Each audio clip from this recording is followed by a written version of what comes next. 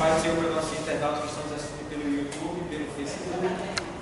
Nós estamos dando início a mais uma aula da Escola Teológica de Preparação de Obreiros. Nós estamos estudando homilética, a arte de pregar. Estamos estudando características de um sermão, ou seja, estamos estudando características de um bom sermão. E aí a gente está estudando os pontos, as divisões, a unidade, a unidade textual. Estamos estudando esses pontos para se formar um sermão. A gente está praticamente naquela hora de aprender os pontos característicos para você preparar uma pregação, o esqueleto de uma pregação. O esqueleto de uma pregação. Porque uma pregação é como um ser humano, né? Como um corpo humano. Ela tem que ter pé, tem que ter corpo e tem que ter cabeça. Entendeu? E vocês veem que aqui na apostila, na página número 4, a gente está estudando 4, não, é número 5, página número 5. A gente vai falar sobre a unidade, divisões,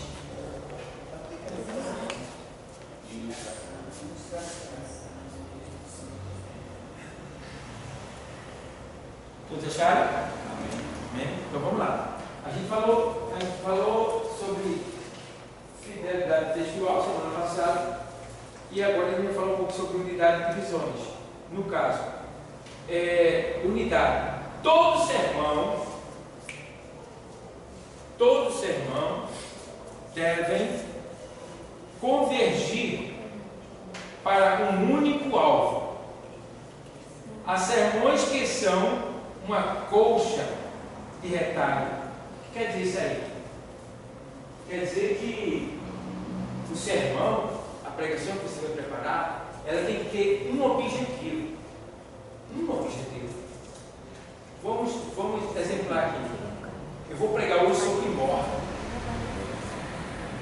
Explicar o que é morte, né, o que causa morte. Então, eu tenho que voltar-me para aquele assunto até o final. E tem pessoas que começam com esse assunto, mas aí começa a colocar vários tipos de... como se ele estivesse dando mais títulos à pregação. Mais títulos à pregação. Ele fala sobre morte, mas ele fala sobre viúva, ele fala sobre predestinação, ele fala sobre salvação, e ele está falando sobre um monte de coisa. Então fica parecendo uma coxa. Sabe o que é coxa, né? Aquelas coxas que se fazia antigamente, que ela era de retalho, né? Então tá, que no interior fazia muito.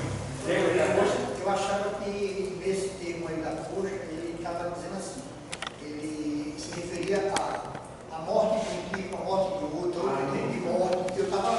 Não, isso aí é essencial que ele fala. Nessa coxa aí, ele vai falar várias vezes sobre morte. Isso aí, vários tipos de morte. Mas nesse caso aqui, ele está falando, que a pessoa começa a falar hoje, que a pessoa começa a trazer outros assuntos que não tem muito a ver com isso aqui. Entendi. Aí vira como se fosse uma coxa de retalho. Muitas coisas diferentes de uma só pregação. Afinal de contas, qual é a conclusão dessa pregação no final? Ele vai dizer o quê? Que hoje Deus falou o quê?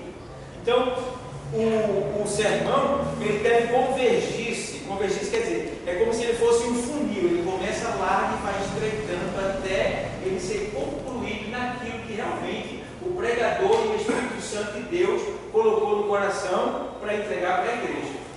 Entendeu? Então, temos que ter essa responsabilidade. Pode acontecer, já falei outras vezes, que você está pregando sobre um assunto e de repente acontecer que você deu uma pulada fora. Pode ser o Espírito Santo lhe levando, mas você está consciente, você vai, entrega e volta para o assunto de novo. Por quê? Às vezes a pessoa, eu estou pregando aqui e eu estou ao vivo. Aí eu estou pregando sobre um assunto, feito um certo pregador estava pregando sobre um assunto. Digamos que ele estava pregando sobre dinheiro. E de repente, ele pegou um assunto lá e ele se desviou do assunto principal e foi para um negócio de, digamos que, morte. Não tinha nada a ver com o assunto.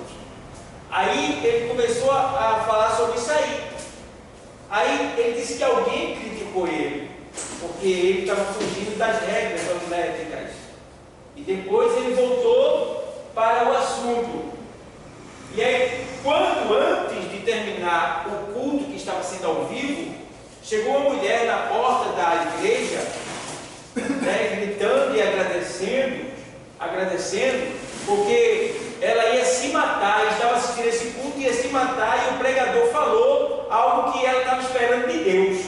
E por essa razão ela não se matou, se ela veio correndo para a igreja, o que estava acontecendo, e ali se rendeu ao Senhor. Veja, o cara saiu das regras da homilética, porque o Espírito Santo levou ele, porque tinha alguém assistindo, tá? E depois ele volta, mas ele foi criticar. Então pode acontecer, mas desde que você seja consciente e volte para o caminho que você começou, certo? Isso pode acontecer. É raro acontecer? É, mas pode acontecer. Então você tem que estar preparado, tá bom? Então não podemos fazer uma coxa de retalho, está pregando uma coisa misturada com um monte de coisa. Por mais que você fale, você tem que voltar sempre para o assunto principal que você lê. Qual é o seu objetivo? Falar sobre morte, falar sobre dinheiro, falar sobre ressurreição. Você vai ter que trazer uma introdução, vai ter que trazer uma explicação, né? E vai ter que trazer uma aplicação, sempre naquele texto ali, certo? Então, devemos também no final, na conclusão, a gente concluir e dizer, pessoal, nessa noite Deus, Ele está falando, né, em relação à morte.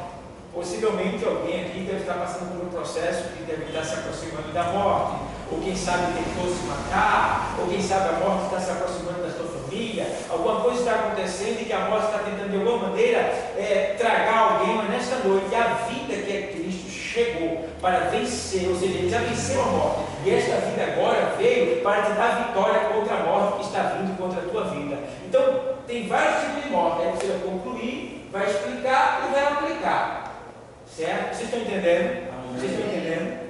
Certo? Sempre aplicar. É muito importante a gente aplicar aquilo que a gente está falando da vida da igreja, ou a vida da pessoa para quem você está direcionando a palavra. Assim como foi aqui, assim o Senhor quer fazer na tua vida. Assim como está sendo aqui, pode ser que esteja acontecendo na tua vida. Mas eu não sei como pessoa, como pregador, mas a palavra sabe. Se Deus está falando para você através de mim, porque alguma coisa semelhante está acontecendo com você. Então eu quero dizer em nome do Senhor, que nesse momento, Deus Ele está agindo contra isso que está acontecendo assim, assim, assim. Então nessa parte aí já é a aplicação, né? Aplicação. Aplicou, certo? Você tem que aplicar. Você está conversando com alguém individualmente, ou pode estar acontecendo, você pode estar pregando individualmente, ou pode estar pregando no coletivo, certo? Ou seja, no sentido coletivo, para muitas pessoas. Estão entendendo? Certo? Sempre explicando e aplicando na conclusão, tá bom? Então, parece mais uma coxa de retalho, uma verdadeira miscelânea de assuntos, tá vendo? Ideias e ensinos que nem sempre se coadunam,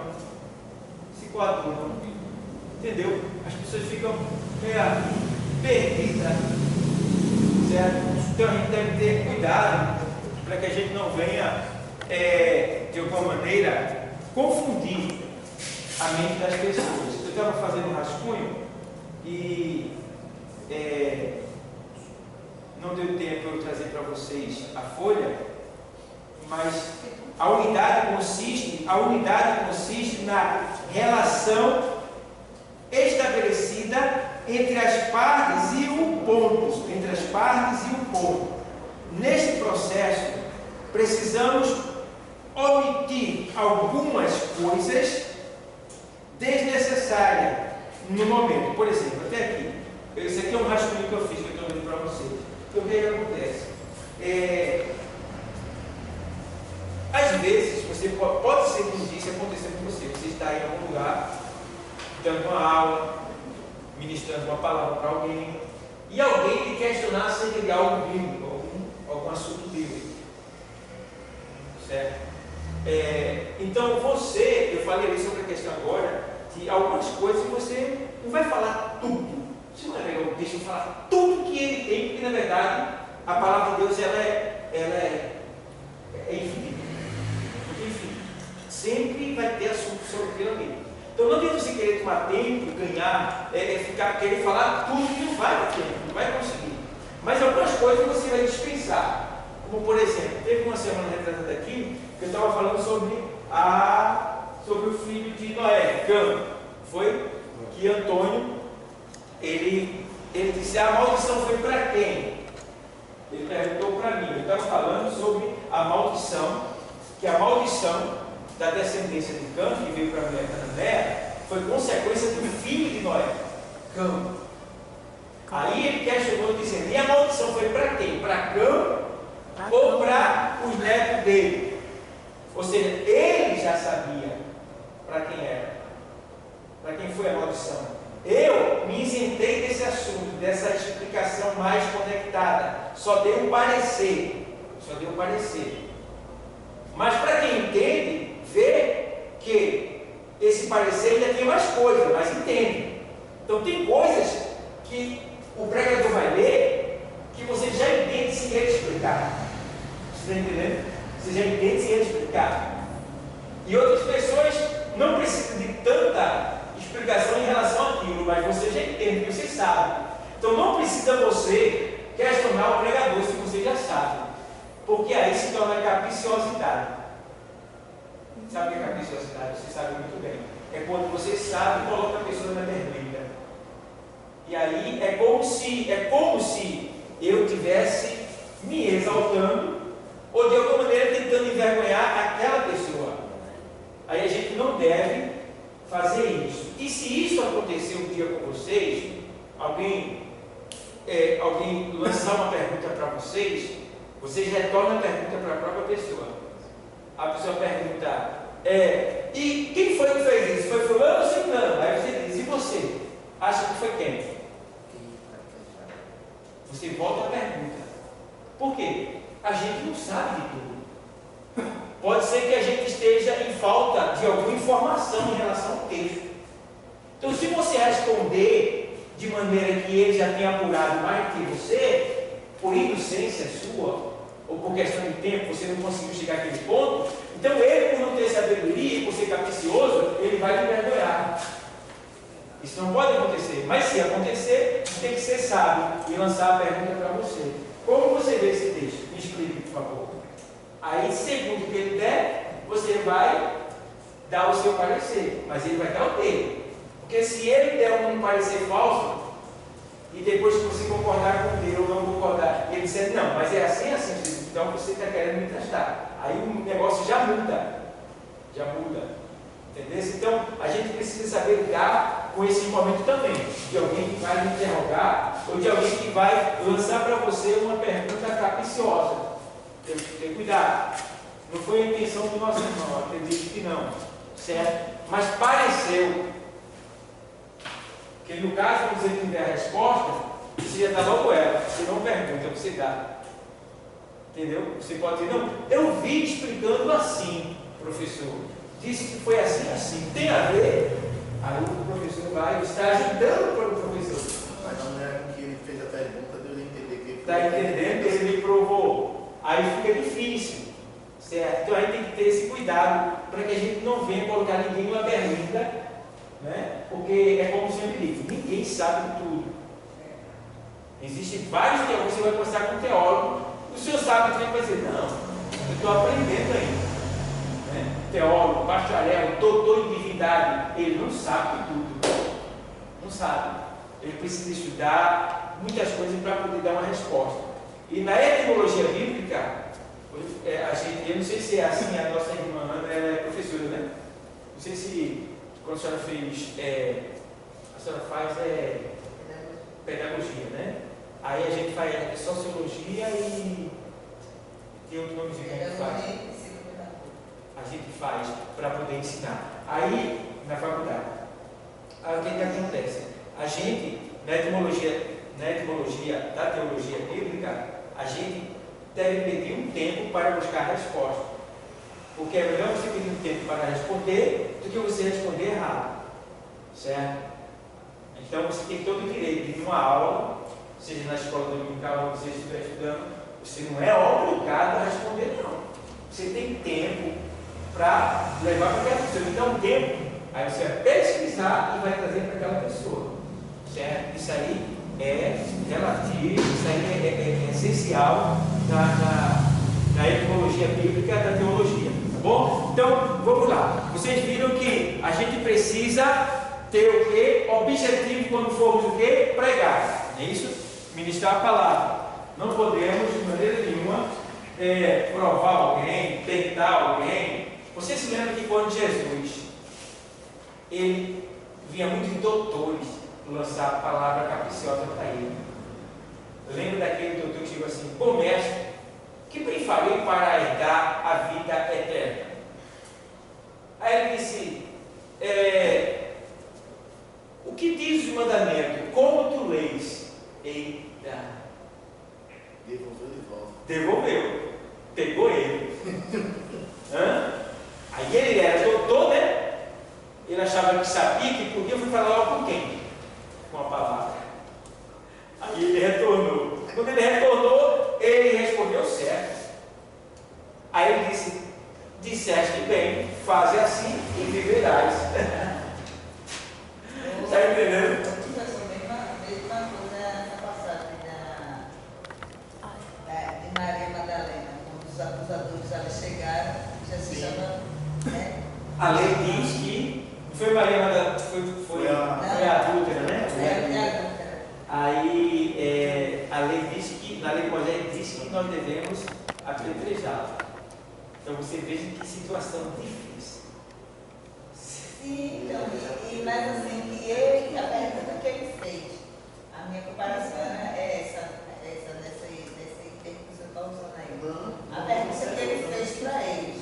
Sim. Né? Quem não tiver pecado, Que atire a primeira pedra. Né? E ali eles devolveram. Foi. Interessante, né? Muito interessante mesmo. Então, isso é bom a gente aprender para a gente poder saber lidar com as situações. Porque a igreja, ela está passando por um período em que muitas pessoas estão aprendendo, lendo a Bíblia, creio que não lê Bíblia, mas tem gente no mundo que está lendo, querendo descobrir, conhecer Deus, sem vir para cá. Há muita gente lendo a Bíblia, lendo para procurar, né? E tem muitos famosos aí se convertendo, porque não dizem, não. E as pessoas vão procurar muitas vezes com isso, vão ler a Bíblia para encontrar ele. Ou então ler a Bíblia para quando pegar um crente, entendeu? Resisti-lo. Mas aí você tem que estar preparado, porque vai surgir situações que ele pensa ou ela pensa que está por cima, porque ele leu no sentido literal, ele não tem o Espírito ainda. E você lê pelo Espírito. Eu acho muito interessante. Eu vejo as parábolas trazendo para o lado da educação, como se fosse um lúdico. Okay? Um lúdico. As parábolas. Ele trabalha, eu penso assim, tem uma ilustração. Ele trabalha muito com o cotidiano, ele trabalha cotidiano, com o cotidiano, dia a dia do ser humano. Né? E hoje, trazendo para a realidade de escola, trabalha o lúdico, aquilo ali concreto. Ele trabalha com o cotidiano, o dia a dia das pessoas naquela época, né? E história chama muita atenção, né? Quando você vai contar uma história, você fisgou a pessoa. Porque quem ouviu a história do começo vai querer saber o final. Então ele se utilizava isso, disso, do momento da vida que ele levava e fazia a ilustração. E com isso ele explicava grandes acontecimentos espirituais, grandes revelações ele trazia espiritual para a vida das pessoas que estavam lhe ouvindo. Então, pessoal, voltando para o assunto, vocês estejam preparados para serem interrogados, para serem testados, para serem provados. Tá? Por quê? Porque existem pessoas que têm respeito, outras não. Existem pessoas que de alguma maneira querem lhe provar. Por exemplo, isso pode acontecer em público e pode acontecer em particular. Você pode trazer uma ministração na igreja, em algum lugar, e depois algum obreiro insatisfeito, né? Porque sabe de um ponto que talvez você não alcançou ali, e aí querer lhe envergonhar, entende? Aí você esteja preparado, tem que ter sabedoria de Deus, para quando ele vier, aí você não responda nada.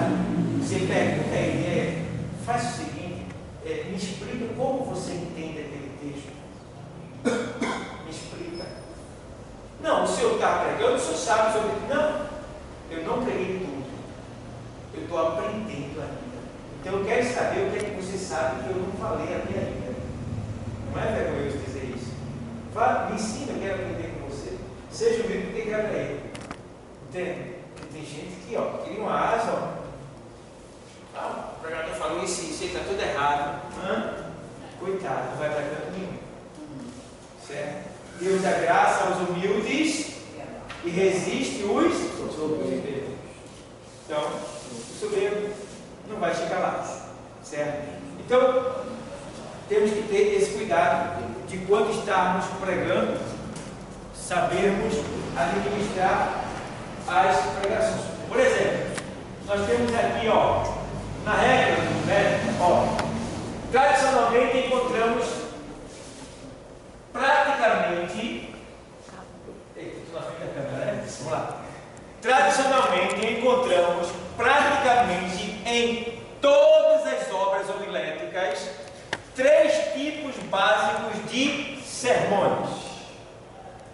Tem mais 2 que não estão incluídos aqui, depois eu explico para vocês. Tem mais 2 sermões que não são incluídos. Aqui são digamos que os oficiais. Os oficiais. Quais são eles? Sermão temático, sermão textual e sermão expositivo. Certo? Cada sermão desse aqui, ele tem um método para ser aplicado. Por exemplo, o sermão temático, que é o primeiro aqui, cujos argumentos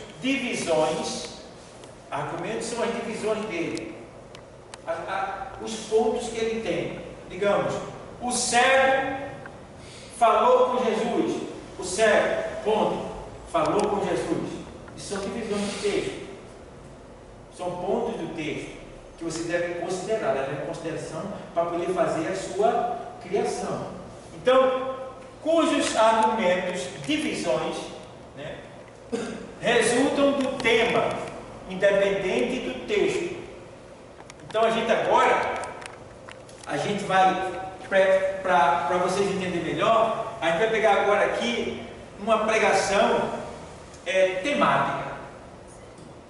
A gente vai pegar um texto agora e vai fazer uma rápida pregação temática. Por exemplo, digam alguma palavra bíblica aí. Quem fala primeiro? Alguma palavra bíblica? Romanos 8:26. Romanos 8:26. Não, eu quero uma palavra bíblica, não quero um texto. Tá. Vamos ver. Uma palavra bíblica? Sim. Qual é a sua palavra bíblica, pastor? Tremendo.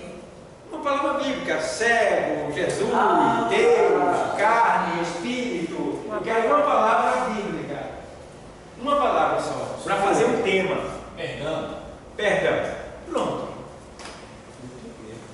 Perdão. Aí, o que é que a gente vai pegar? Aí você vai pegar esse perdão.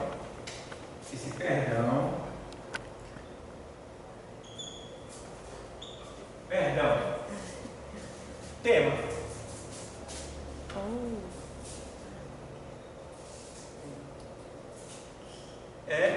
É o tema. Aqui. Dá para ficar lá, né? Está falhando aqui o lápis. Então, você pegou aqui o tema da sua pregação hoje é perdão. Tá bom?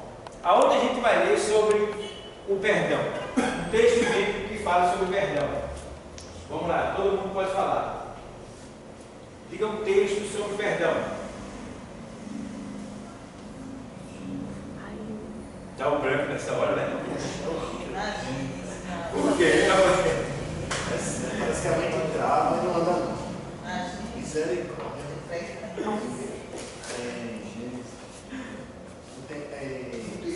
Texto sobre perdão. Tem que ter o nome perdão ou pode ser sobre perdão? Perdão, a palavra perdão. Eu tenho perdão. Estou esperando, vamos lá, para vocês verem. Espera aí, ficar parado. João 3, 16, perdoou então Madeira. João 3, 16. Perdoou o mundo de tal maneira. Não.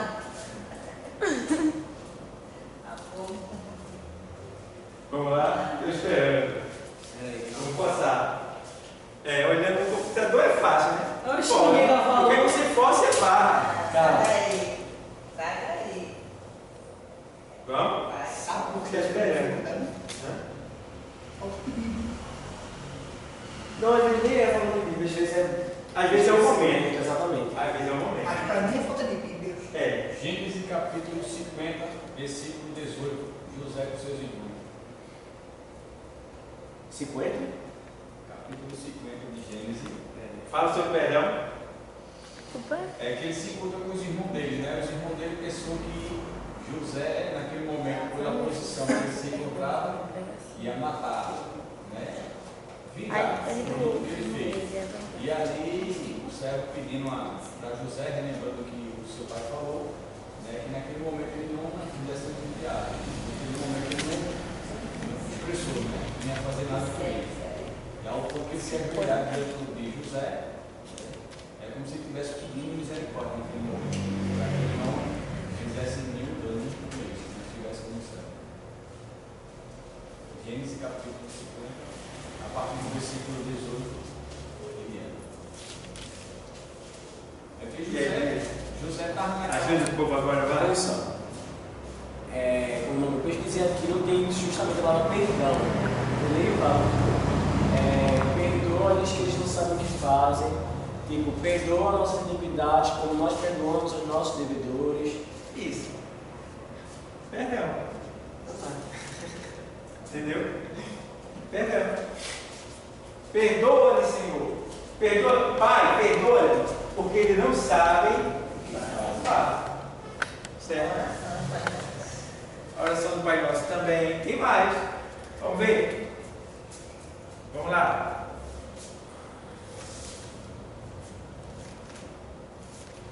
Mateus 18. Oi? Mateus 18, 21 ao 35. O que Atos?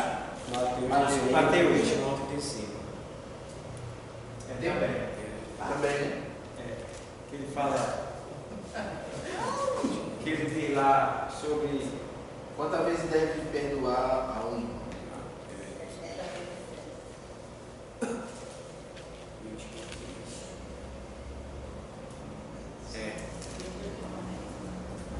Tem outro assunto não, mais fácil. Sim. Tem outro assunto não, mais fácil. Mateus 18. É só para nós dois assim. 21 ao 35. Sangue de Cristo. Não, só o título mesmo.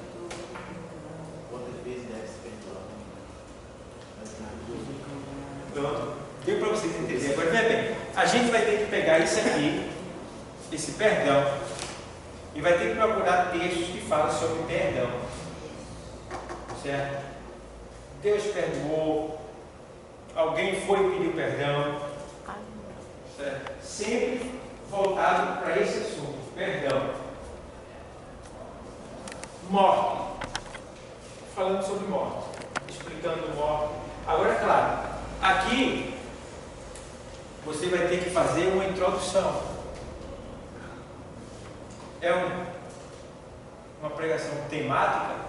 Então você vai ter que falar sobre perdão, mas vai ter que explicar o que é o perdão, a necessidade do perdão, o que faz o perdão, ou seja, o que faz acontecer o perdão, quando a pessoa é perdoada, o que acontece quando a pessoa é perdoada. Por exemplo, você vê lá o Salmos, número 51. Salmo de número 51, verso de número, você vai no 5, você vai lá no o Salmo de número 51, por exemplo, deixa eu pegar aqui para vocês. Quando o salmista, ele diz assim, 51, ele faz assim, tem aqui o texto que ele faz. Deixa eu ver se eu acho aqui. Tem misericórdia de mim, ó Deus, segundo a tua benignidade. Apaga as minhas transgressões, segundo a multidão das tuas misericórdias. Lava-me completamente da minha o quê? Iniquidade, e purifica-me do teu pecado, porque eu conheço as minhas transgressões e o meu pecado está sempre diante de mim. Aí faz: contra ti somente pequei, fiz o que os teus olhos é mal, para que seja justificado quando falares e puro quando julgares. Eis que em iniquidade ele começa a falar, né? Sobre o pecado dele. Sobre o pecado dele. E ele vai falando. Aqui está, porque vê bem, tudo você tem que entender o porém aqui, que ele está pedindo, ele está querendo, ele está se arrependendo. Isso é um processo de arrependimento. Isso é um processo de arrependimento. Aí ele vem aqui, aí vai o processo de arrependimento. Deixa eu ver onde é que tem a palavra perdão aqui nesse texto, porque aqui tem um texto que ele fala, deixa eu ver aqui. Puro, nova em mim, espírito reto. 10. Não me lances de fora da tua presença, e não entre de mim o teu Espírito Santo. Torna a dar-me a alegria da tua salvação, e sustém-me com um espírito voluntário. Então ensinarei. Veja bem, aqui ele não fala a palavra perdão, ele fala de maneira aqui poética, porque aqui é um salmo de certa forma poético. A maioria dos salmos ele é poético. Então nesse texto aqui ele está se arrependendo, e ele está dizendo, ele está se arrependendo, demonstrando o arrependimento dele, e está pedindo para que Deus não venha ele castigar com esses processos que ele está dizendo aí. Não retire de mim o teu Espírito Santo, não me lance fora da tua presença. Se eu fiz isso é porque eu nasci em iniquidade, eu já nasci no pecado. E ele começa a se justificar diante de Deus. Claro, a gente precisa se justificar diante de Deus. Ele desceu, peguei meus pecados, tem misericórdia de mim, pronto, acabou. Não, Senhor, eu peguei, eu reconheço que eu fui mal com aquela pessoa. Agora eu fiz isso porque eu sou assim, eu senti isso, é por causa daquilo, tem que explicar. Mas eu não quero mais continuar desse jeito, Deus. Eu não quero mais continuar nessa prática, nesse erro, com ódio no coração. Eu preciso ter uma vida de pureza, eu preciso amar o meu irmão. Então me ajude a amar, me ajude a entender ele, me ajuda, meu Senhor. É como se eu tivesse pedido também, Deus me perdoasse. Quando tem lá na oração do Pai Nosso, dizendo assim, perdoa as nossas dívidas, assim como nós perdoamos a quem nos tem ofendido, no caso, né? Então, outro ponto também, deixa eu ver se eu acho que, quando ele diz assim, oi, pode falar. Ele identificou, nesse caso aí, eu posso classificar que ele identificou o erro e está mostrando onde ele não vai mais errar. Ele identificou, ele caiu em si, até porque então ele não pediu perdão, ele mostrou onde errou e está justificando que não vai mais fazer o erro. Porque é uma forma diferente dele pedir perdão. Ele identificou o erro e mostrou que aquele erro ele não cometerá mais. É como se ele estivesse fazendo uma exegese da palavra perdão. Por exemplo, eu já ensinei a vocês o que é exegese. Exegese é você entrar por trás dessas letras aqui. Você vê o que tem por trás. Em todos os seus significados. Né? E aí você vai buscar, para você chegar ao perdão, o que é que tem que se fazer? Se arrepender. Mas quando você se arrepende, o que é que você faz? Você o quê? Quando você se arrepende, você vai até Deus, você vai fazer o quê diante de Deus? Não é pedir perdão, é o quê? Tem um nomezinho que diz. Confessar. Entendeu? Você vai confessar. Então aí ele está fazendo uma confissão. Quando a gente pede o perdão, nesse caso aí, e não identifica o erro, onde ele pecou, ele pode cair no mesmo, porque ele pediu perdão, mas não procurou saber identificar onde ele pecou. Nesse caso ali ele identificou e se redimiu. O que você está falando tem a ver, porque assim, a gente precisa conversar com Deus quando a gente vai confessar a Ele e dizer a Ele o que foi, aonde a gente errou, como a gente errou. Isso tem que identificar. Porque quando você falar para Ele, se depois você for fazer aquilo, você vai se lembrar porque você já falou. Não é só uma ação sua, você falou, está gravado. Se você for fazer de novo, você se lembra. Isso é muito E importante. se você fizer porque você Quis. Então a gente precisa realmente levar em consideração isso aí e entender. Então o salmista ele faz uma exegese do perdão. E ele começa a vir diante do Senhor reconhecendo. Por quê? Porque nesse ponto aí, esse texto aí do Salmo 51, isso é um texto que fala da história de Davi. Davi, ele tinha matado um homem e ficado com a mulher do homem, Urias, né? Vocês sabem. E ele estava com a mente cauterizada, ele estava no pecado, mas não estava achando que estava no pecado, estava vivendo normalmente. ele não identificou o pecado. Normalmente.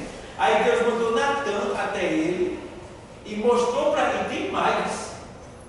Deus é muito lindo, né? Lá no primeiro livro, segundo livro dos Reis, é 12, 7, né? Se me falha a memória.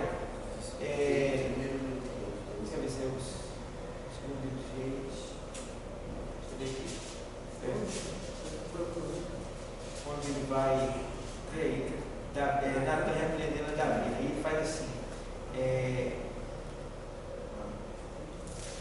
Aí ele faz aqui assim. Deixa eu ver aqui. Por isso chorar. Primeiro Reis É primeiro ou segundo, pastor? Segunda não. Natan repreendendo Davi. Segunda é primeiro, né? Veja aí, coloca aí. Natan repreendendo Davi. Você desaprendeu, não foi?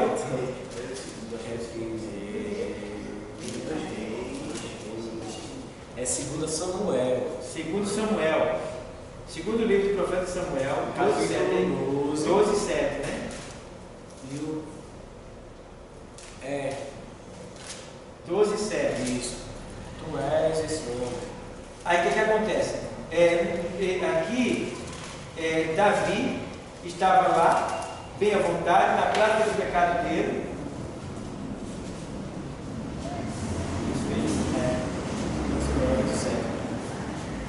Segundo Samuel, né? Isso, 12, 7. Achou aí, pessoal? Segundo Samuel 12, 7. Achou? Aí Davi estava bem à vontade do pecado dele. Aí o que aconteceu? Deus mandou o profeta Natan lá. Aí disse: rei, eu vim aqui falar com a majestade dele, né? Aí, sim, pode falar, profeta. Aí o profeta disse: olha, tinha um homem aí, sim. Segunda Samuel, capítulo 12. Oi? Segundo livro de Samuel, capítulo 12. Não é 12, 7, né? Não, mas ele repreendeu o 7. Ele disse: tu és esse homem. Eu estou contando a história. Aí ele começa a dizer para o rei o que aconteceu, né? Que tinha um homem que tinha uma multidão, né, de gado, de ovelha, né? E recebeu uma visita de um viajante. E tinha um outro homem que só tinha uma ovelhinha só. E quando chegou a hora de receber o viajante, em vez de ele pegar um do seu rebanho, né, e matar, que tinha muita, ele pegou daquele que só tinha um. E matou e guisou para o viajante. Quem é esse viajante? Um exemplo. Satanás. Esse viajante, ele é Satanás. Entendeu? Porque isso é uma ilustração que o profeta criou para poder pegar Davi. Certo? Que o acontecimento. Por que foi que Davi pegou a mulher do carro? Porque ele estava o quê? Ele estava no carro. Ele estava, naquele momento, cedendo a uma ação maligna.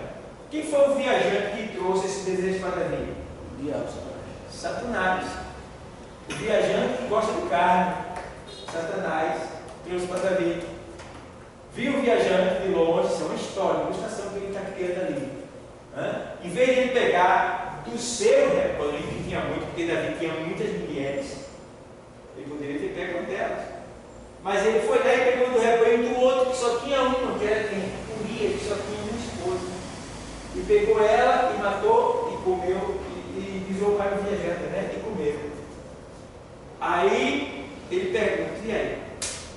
O que é que o senhor acha? O rei furioso disse: esse homem é digno de morte. Aí Natan, o profeta, diz: esse homem és tu.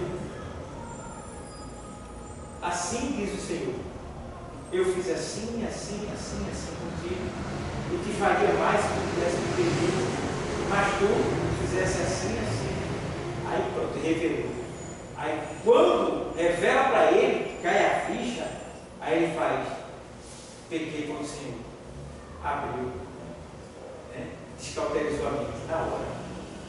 E olha que você está no pecado e nem liga. O pecado cega você de um jeito, você continua no pecado e não está nem aí. Vem palavra, vem conselho, vem tudo, você está ali, ó. É necessário Deus pegar um ferro quente e enfiar no seu coração, na mente. Foi isso que Deus fez com Davi. Descauterizou a mente dele, chama-se enfiar um ferro quente. Enfiou o ferro quente na mente dele, foi quando ele despertou e disse: pequei, mas eu me arrependo. Agora o que eu achei lindo é o quê? Deus já sabia que ele ia se arrepender. Porque quando o profeta repreende a ele, ele diz: pequei e me arrependo. Quando ele diz assim, eu pequei, o profeta diz assim, e o Senhor já te perdoou. Pode ver, procurei que tem um texto aqui que ele diz assim, quando ele reconhece o pecado dele, aí, vê bem, o Senhor já te perdoou, porque Deus já via que quando ele fosse confrontado, ele iria se arrepender. É o 13. Vê aí. Pequei contra o Senhor, começou Davi. E Natã, este respondeu: sim, mas o Senhor perdoou-te. Não morrerás por causa deste pecado. Certo? O Senhor perdoou ele. Então, o Senhor já te permitiu, outra tradução que assim, o Senhor já te perdoou. Então, o Senhor já via. O que quer dizer também isso aí? Que antes de tudo acontecer na vida física, já tinha acontecido na vida no mundo espiritual. Tudo que a gente está vivendo aqui agora já aconteceu na nossa vida no mundo espiritual. Aqui é só um reflexo do que está acontecendo no mundo espiritual. Você só está aqui nessa sala de aula hoje porque você contribuiu para que o mundo espiritual trabalhasse para que você chegasse aqui hoje. Você contribuiu com isso. Quem sabe com a leitura, com a oração, com a obediência, com a ação, alguma coisa, você deu força para o mundo espiritual cuidar desse momento para que hoje você estivesse aqui. Foi? Isso não pode levar uma pessoa de uma mente fraca. Já que está tudo resolvido e tudo aconteceu, eu vou parar porque já está tudo feito. Mas tem que refletir. Sim, mas, sim, mas nesse mundo, meu Deus é tudo. Então, já como ele já tem tudo. Não, mas aqui, veja bem, porque se fosse assim eu não precisava também de orar. Sim, mas eu não Deus quer que a gente ore, que a gente fale. Sim, mas se já aconteceu. Aconteceu o quê? O que ele não sabe que aconteceu. Sim, mas você está sabendo até agora, sim, que aquilo ali já tinha acontecido no mundo espiritual. Quando a gente leva esse conhecimento, quando a gente absorve esse conhecimento, vai ter pessoas, que todo mundo vai fazer. Mas vai ter pessoas que vai parar. Sim, porque se tudo já foi realizado, eu não sei. Não preciso fazer mais nada. O quê? Vou simplificar. Para que eu vou procurar a salvação se Jesus morreu na cruz para me salvar? Sim. Se eu já estou salvo. Mas só que você não está salvo. Porque a palavra diz assim, para que todo aquele que nele crê. Eu creio que ele morreu para me salvar. Tudo bem, crer no sentido verbal do português, mas no sentido bíblico do grego, você não crê. Porque crer no sentido grego é fazer aquilo que ele te mandou. Você está fazendo o que ele mandou, andando segundo as escrituras, confessando o nome dele perante os homens, fazendo o que ele manda fazer. Mas para que eu tenha esse conhecimento, que é essa finalidade, eu tenho que ter lido a Bíblia. Não, porque não precisa ser conhecedor da Bíblia para ser salvo. Você tem só que aceitar a salvação. Eu aceitei, então parei. Sim, mas aceitar a salvação, a Bíblia diz que a fé sem as obras é morta. E as obras sem a fé também é morta. Você vai ter que comprovar que é salvo. Mas você vai comprovar que é salvo. Sim, mas a gente está, o que eu estou dizendo, aqui a gente está aqui levando porque a gente tem um conhecimento. Sim. As pessoas que vão parar. Mas parar o quê? E continuar, porque já foi salvo. Eu já pensei. Mas você está falando parar em que sentido assim? Parar não evangelizar mais, ficar quieto no canto, ser salvo? Sim. Ou parar de vir à igreja, parar de confessar? Desligar. Porque já é salvo. Você entendeu? Eu não preciso fazer mais nada, eu não preciso buscar buscar. Não estou dizendo que eu vou fazer isso. Eu estou dizendo que nesse mundo tem tudo. Eu mesmo já pensei. Por que eu estou buscando se ele já foi salvo? Se eu já estou salvo? Se ele já morreu comigo? Se ele derramou o sangue na cruz? Mas só é para todo aquele que nele crê. Aí eu Mas eu creio. Mas por isso eu acredito que ele morreu para me salvar. Sim, aí agora ele faz assim, vamos lá, vamos para a palavra. Nem todo que ele diz, Senhor, Senhor, entrará no reino dos céus. Então, não basta só acreditar dizer, eu sou de Deus, meu Senhor, eu sou crente, eu vou. Não basta só isso. Tem algo a mais a fazer. Outro ponto ele diz assim, muitos são chamados e poucos escolhidos. Entendeu? Aí no outro ponto ele diz assim, mas a todos quanto receberam, o Evangelho escrito de João 12, mas a todos quanto receberam, deu-lhe o poder de serem feitos filhos de Deus, a saber, aos que creem no seu nome. Aí quando ele diz assim, a saber, aos que creem no seu nome, ele está dizendo assim, a saber, os que fazem a sua vontade. Aí o Senhor diz assim, olha, nem todo que me diz Senhor, Senhor, entrará no reino do céu, mas aquele que faz a vontade de meu Pai que está no céu. Você imagina um crente que fala, que anda, que come, que bebe, que dorme, que acorda, que se veste, que faz tudo, e ele não prega o Evangelho, e ele não fala para ninguém do amor de Deus. Essa pessoa não está confessando o Senhor, ela não está salva. Ela não está salva. Por quê? Porque ela pode fazer e não faz. Mas no entender dessa pessoa que você arrumou agora e trouxe para cá, porque nesse mundo tem de tudo. Desse mundo essa pessoa tem que estar na igreja, porque esse dia aqui é Paulo da janela. Tem pessoas que vai para a igreja, tem a Bíblia, mas acredita no que o cara estava dizendo lá em cima. Não, tem gente na Se igreja. o pastor lá for um pastor que esteja usando de má fé para desviar o rebanho, ele vai pagar o mesmo preço do que ele está acreditando. Porque ele não vai. Mas se ele acreditar, ele não vai. Agora vê bem. Levando em consideração. Eu não estou dizendo que a pessoa tenha que parar. Mas uma pessoa que vai crer que no fundo do interior dela, que ela está salva, ela não precisa fazer mais nada, vai ser muito difícil. Mas a salvação, a gente precisa entender que a salvação é pelo quê? Pela fé. Sim. Vamos lá. Sim. A salvação é pela fé. Certo. Agora, Tiago diz assim, tu crês que existe um só Deus? Vê bem, tu crês que existe um só Deus? Está colocando aí. Aí, o que acontece? Alguém disse, creio. Aí Tiago diz assim, disseste bem, porque até os demônios creem. Vê bem, creio. Isso aí, ou seja, acreditar em Deus, todo mundo acredita, até os demônios. Aí ele faz assim, o que adianta? Ele começa a aparecer e dizendo que uma pessoa tem a obra e outro tem a fé. Aí ele faz, mostra-me a tua obra e eu te mostraria a minha fé pelas minhas obras. Então veja bem, tem que ter obra e tem que ter fé. Eu não posso ter uma fé muda, porque o Senhor diz, olha, aquele que me confessar diante dos homens, eu confessarei diante de meu Pai que está no céu.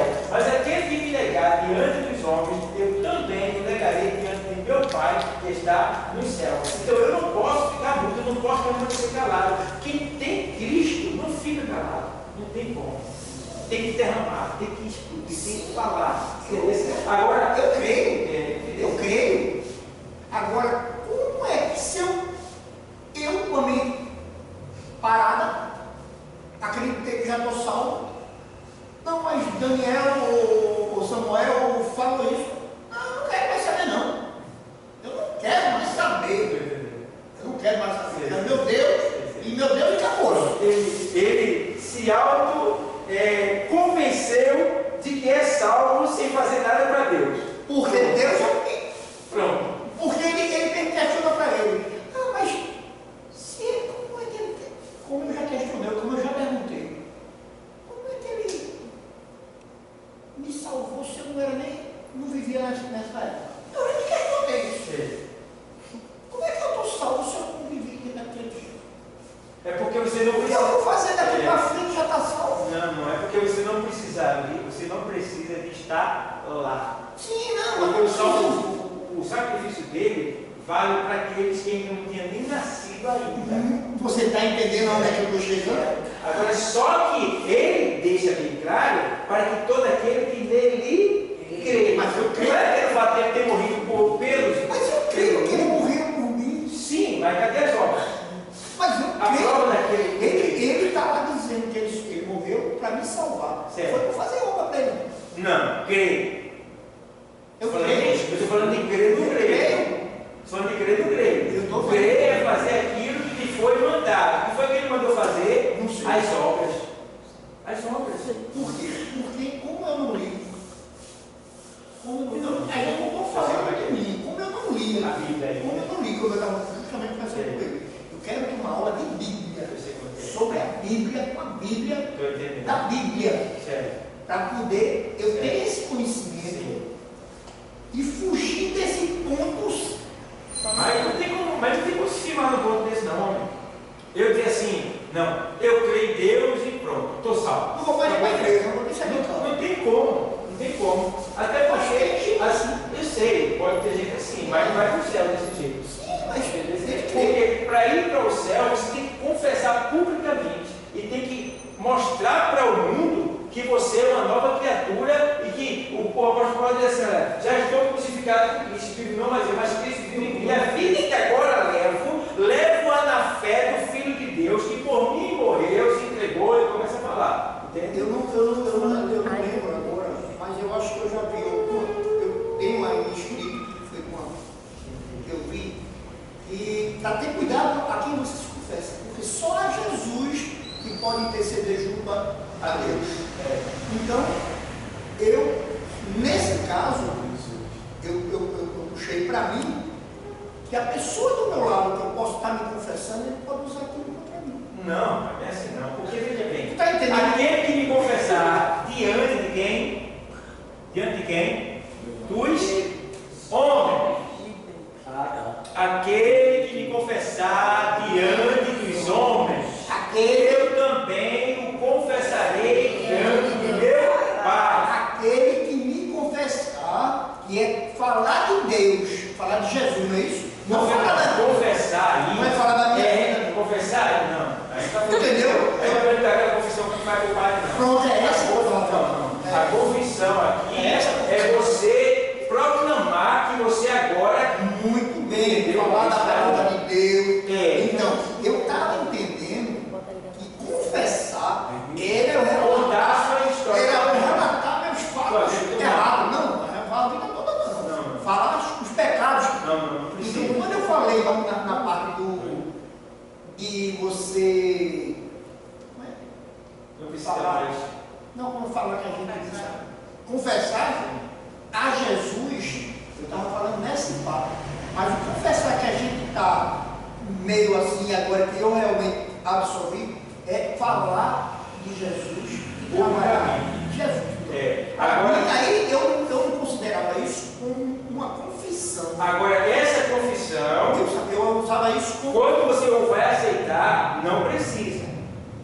Não precisa. Você o confessa publicamente. Eu quero o Senhor. Ele já apaga todo o seu passado. Sim, Certo? Agora, dali por diante, você vai ter que confessar mesmo. Com Jesus. Detalhando para Jesus. Com Detalhando para Jesus. Mais Todo dia. Mais detalhando, claro. Mas tem outro porém ainda. Tem momentos que você vai ter que procurar uma autoridade constituída por Deus. Quando você tiver alguma dúvida em relação ao seu pecado. Ao pecado ele fala, a palavra de Deus, porque ele tem um conhecimento e saber maior do que o meu. Mas o pecado não são aquele lá. Eu vou te explicar. Tem pessoas que ela pode ter dúvida do pecado que ela se encontra. Digamos. O grau de pecado. Isso. Mas aí vem para aquela coisa que eu estava conversando outro dia com um companheiro.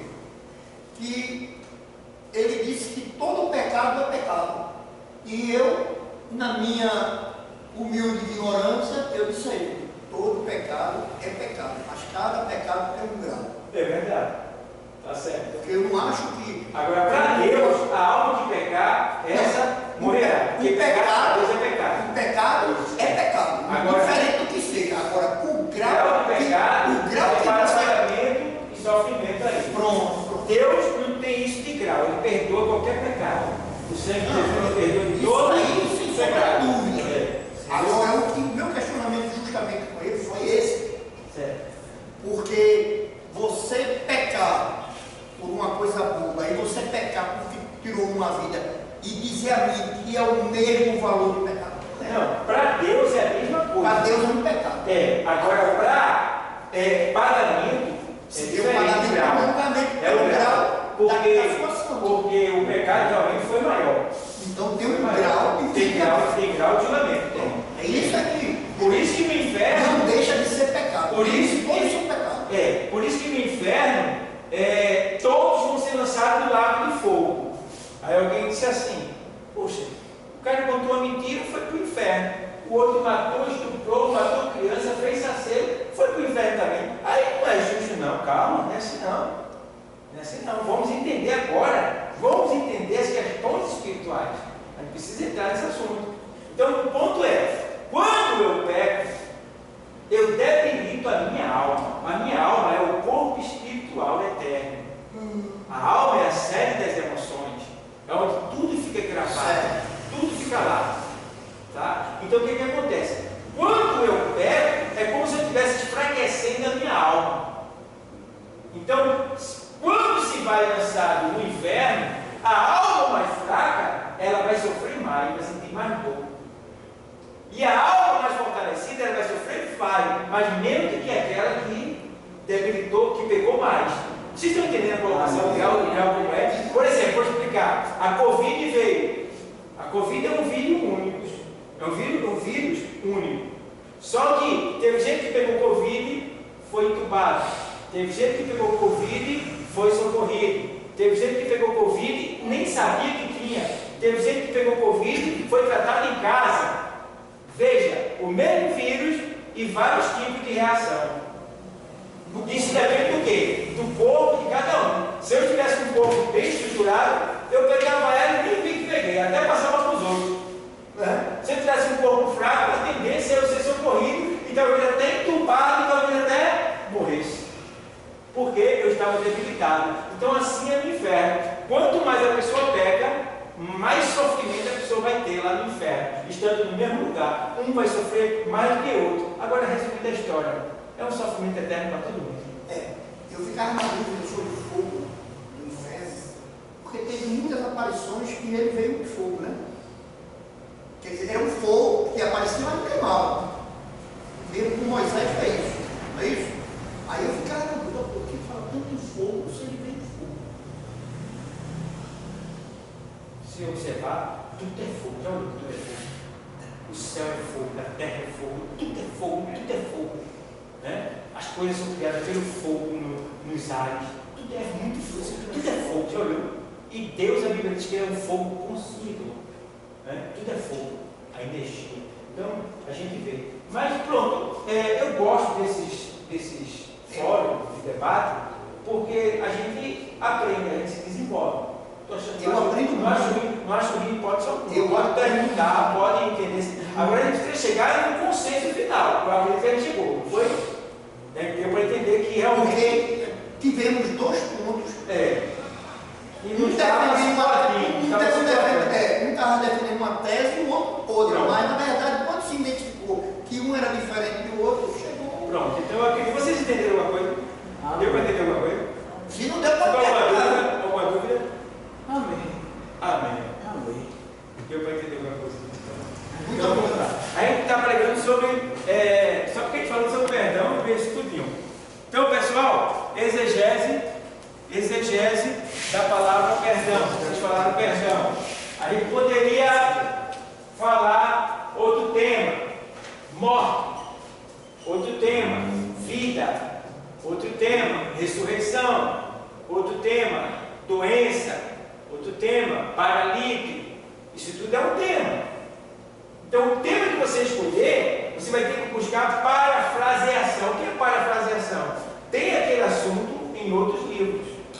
Então, no sermão temático, você não precisa se deter, Psyu. No sermão temático, você não precisa se deter àquele livro que você leu. Você leu ali e você pode andar por toda a Bíblia.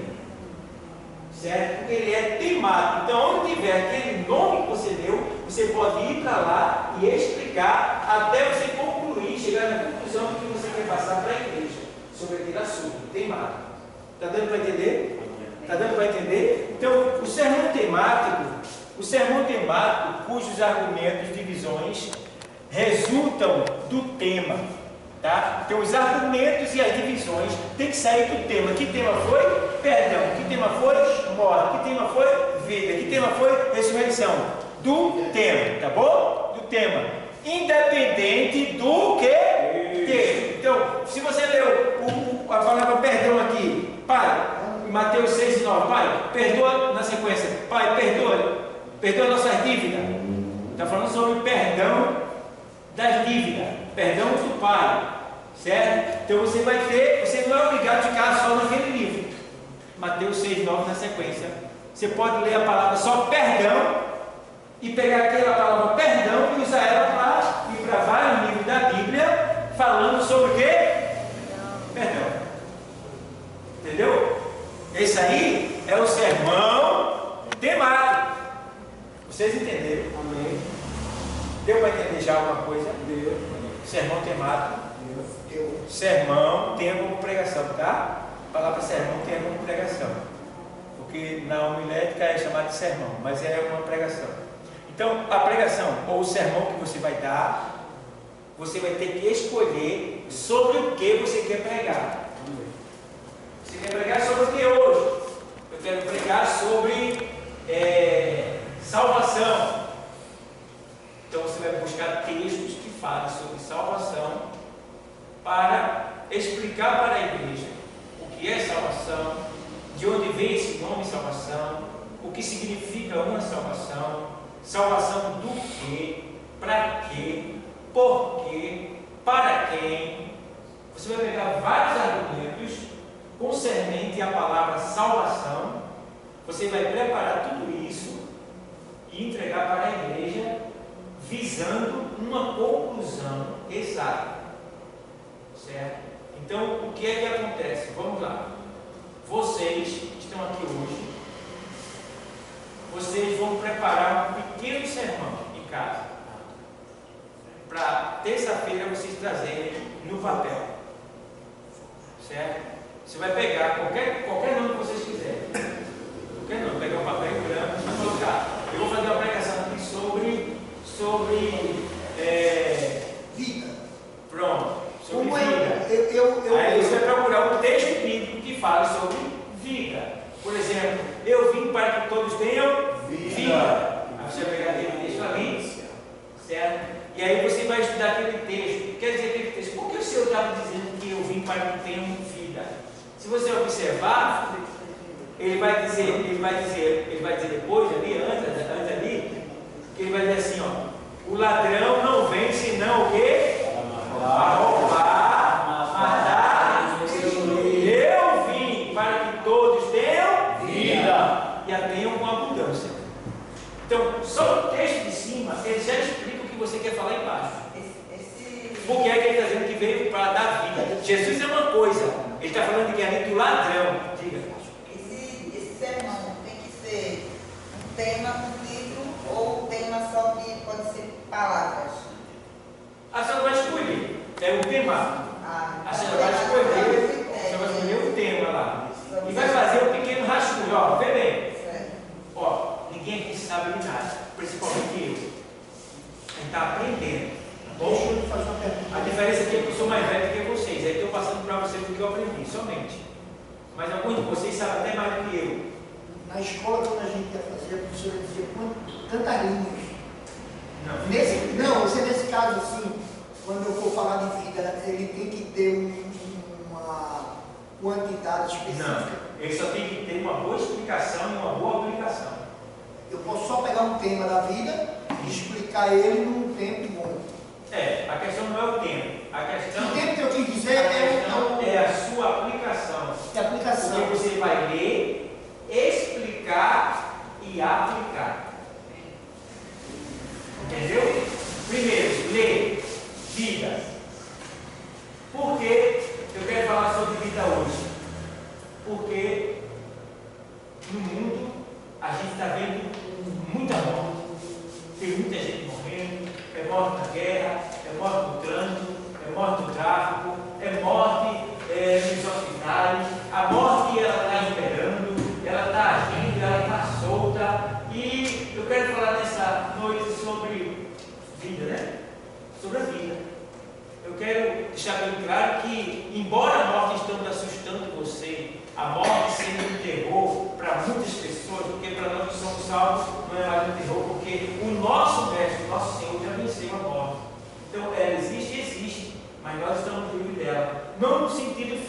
sentido espiritual. Porque a morte física, ela é comum a nós, todos nós vamos passar por ela. Mas temos que entender também que existe morte que é natural, e existe morte que é, de certa forma, anormal, ou sei lá, fora de tempo, digamos assim. Porque tem pessoas que foram assaltadas, reagiram e morreram. Não era que aquela pessoa morreu, mas ela, né? Outra foi atropelada, o cara liberado veio, bum, tá? Matou. Então, isso tudo é morte.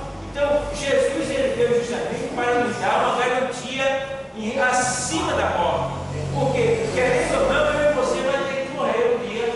A gente vai passar pela sepultura, a gente vai mergulhar na sepultura. Mas o bom é saber que o nosso Senhor, ele já passou pelo que a gente ainda vai passar. E tem mais, pode ser que a gente nem passe pela morte, porque nós somos a geração do arrebatamento. Estamos vivendo momentos em que os sinais já precedem a volta de Cristo já. Então, a qualquer momento a gente pode ser arrebatado da igreja, pode ser arrebatado nesse mundo. Então, vai falar sobre morte, tá bom? Então você vai trazer uma explicação. Isso é um rascunho, pessoal. Não precisa você ficar tremendo. Para começar, eu não vou nem gravar. Tá bom? Ó, Sil, eu não vou nem gravar. Para você não ficar com vergonha. Tá bom? Vocês vão fazer o rascunho, tá? Não pode faltar, porque senão não vai valer a pena. O tempo todo que você está aqui, esses 2 anos, não valeu a pena. Você perder seu tempo. Se você não vier trazer esse rascunho, está aqui fazendo o quê? Você não aprendeu nada. Então você tem que lutar para aprender. Eu queria tanto aprender matemática que eu chorava na sala de aula. Eu chorava. E às vezes, com vergonha, o professor dizia: você entendeu? Eu dizia que entendi, mas eu não tinha entendido. Era para ele parar de perguntar, não entrava. Foi terrível. Isso atrapalhou um pouco a minha vida, não ter aprendido matemática, mas era a pior matéria para mim. Era pior. Meu Deus, como aquilo era aterrorizante para mim. Era matemática. Né? E não era o que é hoje, porque hoje está pior. Hoje tem até raiz que é quadrada. Né? Hoje está pior. Está entendendo? Hoje está pior, hoje é terrível. O que tinha no extremo naquela época era só algarismo romano, somente. Era o que tinha de diferente assim, o resto eram as 4 operações. Né? Se eu tivesse aprendido matemática, eu não estaria aqui hoje. Deus me deixou também por causa disso. Eu não estaria aqui agora. Que eu estaria em outra área, não sei onde eu estava. Então, o que acontece, pessoal? Vocês vão fazer esse rascunho, tá bom? Em casa, da maneira que você sabe, da maneira que você acha, da maneira que você aprendeu, da maneira que você imaginava, você vai orar a Deus. Me dê sabedoria aqui para fazer esse rascunho, para eu apresentar lá na sala de aula. Eu não vou gravar, certo? Você vai apresentar, a gente vai escutar e a gente vai aplaudir você e você vai ver como é que você está.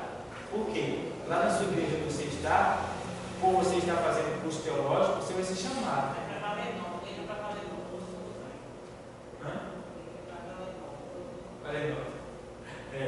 Então, se a gente não fizer isso, pessoal, fica feio para a gente, diante de Deus, né? Feio mesmo. Então, esses que estão aqui, eu sei como fazer. Vamos lutar. Eu já dispenso já o nosso irmão Rosivaldo, ele é meu convertido, ele entrou agora. Tudo bem. Certo? Mas dependendo da situação, pode ser que ele tenha até ele pode ter até pego rapidamente, de acordo com o Espírito, pode ter pego alguma coisa aí, de repente você se admirar, o Espírito Santo faz isso. Então, tem essa questão, pessoal. Certo? Então a gente vai fazer esse rascunho, está chegando a hora. Porque mais na frente, você pode, vou dar uma pista para você. Vai lá na apostila, no final tem lá a pregação, tudo lá, você vai aprender lá. Ei, no final da apostila aí, para você aprender. No final da apostila aí, tem pregações aí, para você aprender. Aí você pode ver como é que faz a pregação. Até esse instante, no final da apostila. Bom? Então, vamos se dedicar, porque eu sei que tem hora que está um branco na nossa mente, a gente não consegue aprender, fica preocupado, mas é o texto, ó, quando você não consegue é porque você está querendo demais. Então você passou do seu limite, aí você não consegue. Você tem que voltar e, quando você vai fazer uma prova, ela tem quesitos, né? Se você não pegou o primeiro quesito, não para nele não.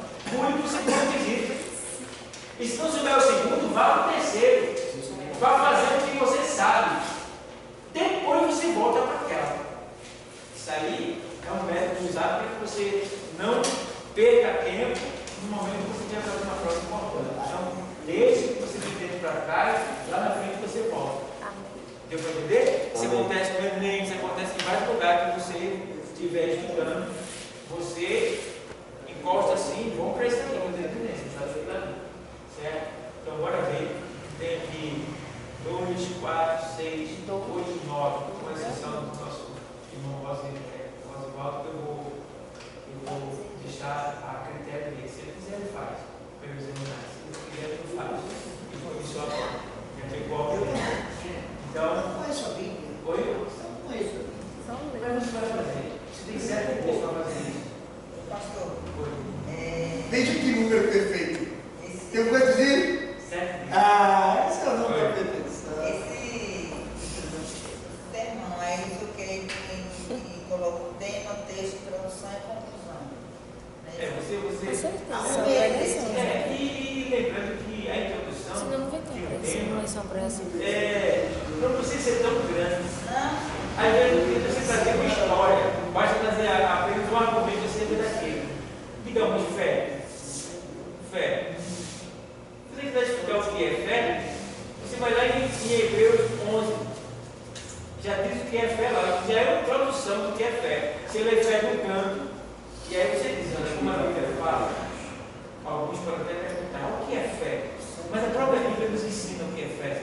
A fé é o fim de fundamento, tal, já é uma introdução. E a Bíblia fala muito sobre fé. E tem muitas coisas que dependeram da fé para acontecer. E a gente agora vai descobrir como aconteceu, aonde aconteceu, com quem aconteceu. Aí no final, você pega isso, sintetiza e aplica às pessoas da igreja. Porque a introdução, ela vai no sermão, ela vai dar início onde é essa passagem.